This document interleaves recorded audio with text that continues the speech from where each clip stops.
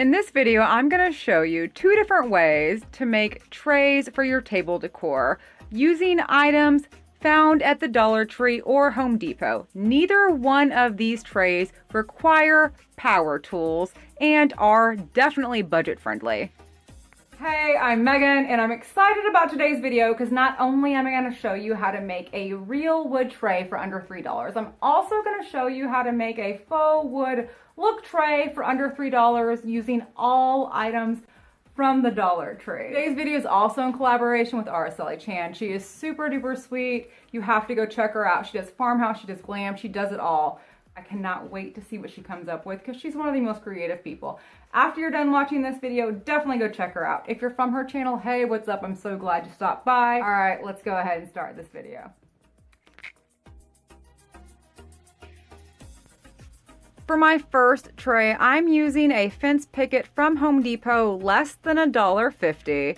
I had them cut it down to 2 6-inch pieces and then 2 pieces that are 23 inches long.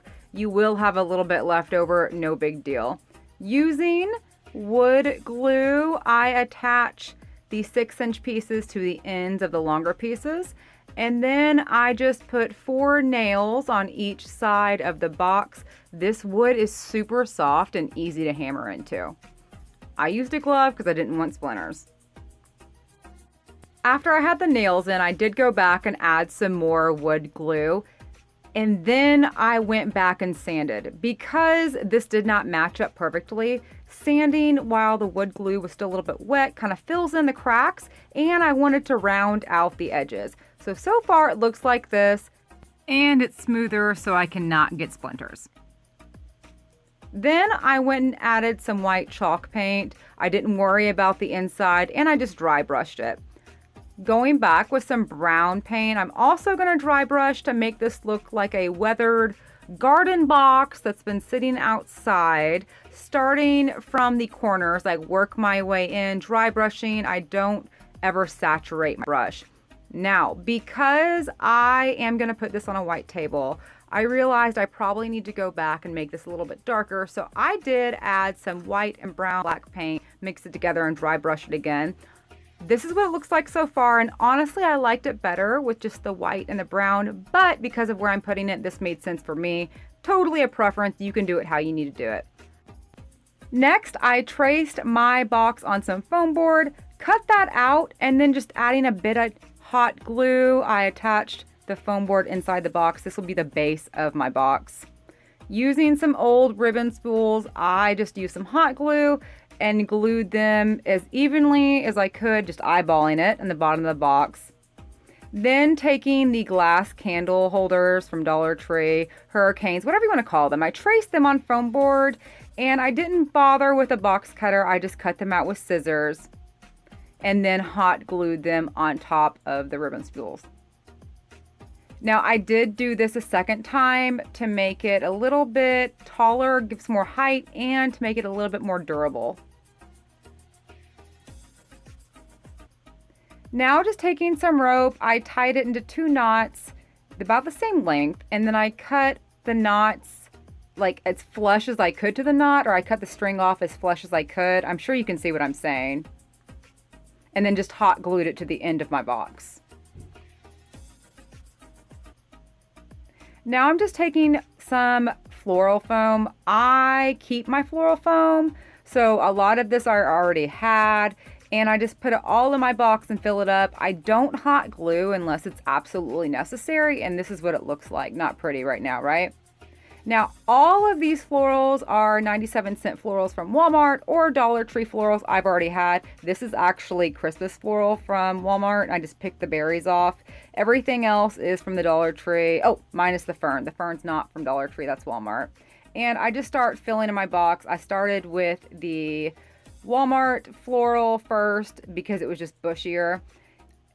Total, I used about $7 worth of floral. I ended up not using the big white flowers. I just put it in there randomly. I'm not a professional, and after I'm done, it looks about like this. I just didn't want to see the floral foam, and I'm really loving the way this looks. Using some fake candles from the Dollar Tree or LED candles, I put them into the little candle holders, and I am absolutely in love with this. I think this is very high-end looking. I saw something similar at Pier 1 for about $40, I believe. And if I would have bought everything brand new, floral foam and flowers included, this still would have been well under $20. For my next DIY, I'm just taking one foam board and I'm going to mark off every 2 inches. And then using a box cutter and a yardstick, I cut my strips down to size. 4 pieces that are 22 inches long and 4 pieces that are 6.5 inches long. Then I cut my base that was 6.5 by 22.5. Using the darker brown contact paper from the Dollar Tree, I covered up the bottom of the foam board and just smoothed it out really good. And then taking duct tape, I paired up the long pieces and the short pieces, so I have 2 of each. 2 long and 2 short. Now using the lighter contact paper from the Dollar Tree, I cover the short pieces on just one side and then hot glue them to the base. So the contact paper covered side is on the inside of the box, and it looks like this so far.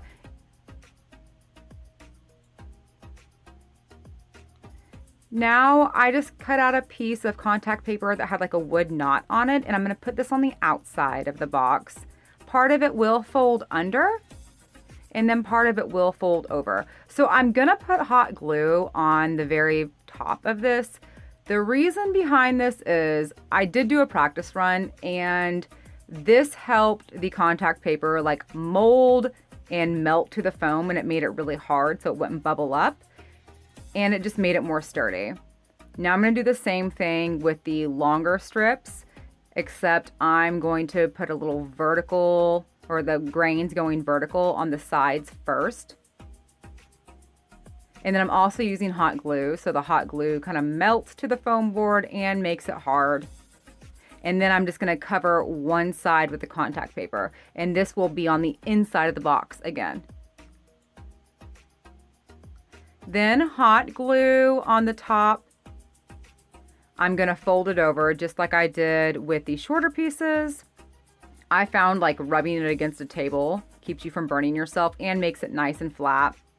And fold that over. And then just like with the shorter pieces, the flap goes under the box and it's gonna fold up.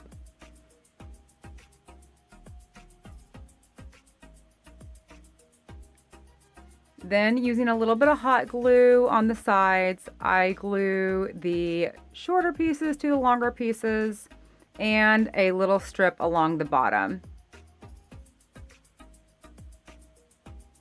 And so far it looks like this. I'm digging the way it looks so far, but it's still very like high gloss and shiny, and it still looks too much like contact paper to me. I want to make it look more like real wood. So I'm taking matte brown paint and matte black paint.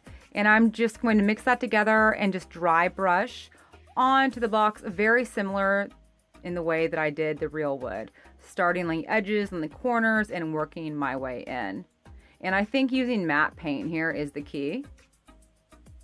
And I do this all over the box and on the inside of the box as well. And then after I'm done, it looks about like this. I actually really like the way this looks so far. You can't tell it's fake unless you're like 2 inches away like I am right now. And then to make this stay, I'm gonna use matte Mod Podge and just put it all over my box on the inside and the outside. And I just painted this on with a brush. I let this dry overnight. This also made it a little bit more sturdy and hardened up the box even more. Then just to go that extra step, I really want this to look realistic. I'm just taking some nails. I'm gonna push it into the boards where the nails would be if this was real wood nailed together. And because it's foam, I just push it, it just pushes right in. I mean, I could do this with my finger, super easy.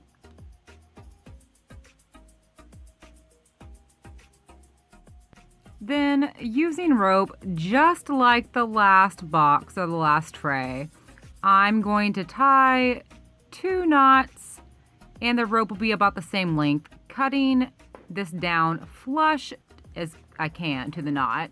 And so far it looks like this. This did take a little bit longer to dry and I had to hold it down a little bit longer than the real wood, but I love the way this looks so far. And like I said, I'm really impressed with how this turned out. I did do a trial run. I wanted this to look as realistic as possible because I am going to use this in my home, and I'm very happy with how this has turned out. Now, I got these glass jars from the Dollar Tree. They were in the kitchen section. Take off the lid, put them aside. I got 4 of them, and I'm going to just wrap the top with a few pieces of twine. And then I got 8 of these flowers from the Dollar Tree, and I just kind of filled the jars, and I really loved the way this looks. I think, like I said, unless you are like 4 inches away from this, you cannot tell this box is not real wood or this tray is not real wood. And it looks very rustic, farmhouse spring-like to me.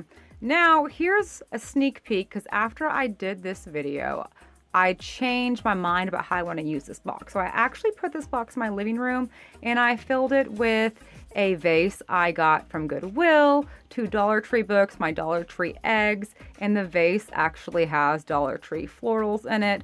I'm preparing for my spring home tour video. Let me know which tray is your favorite. I'm not gonna lie, my favorite is actually the faux wood tray. I'm digging it. Thank you so much for watching. Give me a thumbs up if you dig it as well.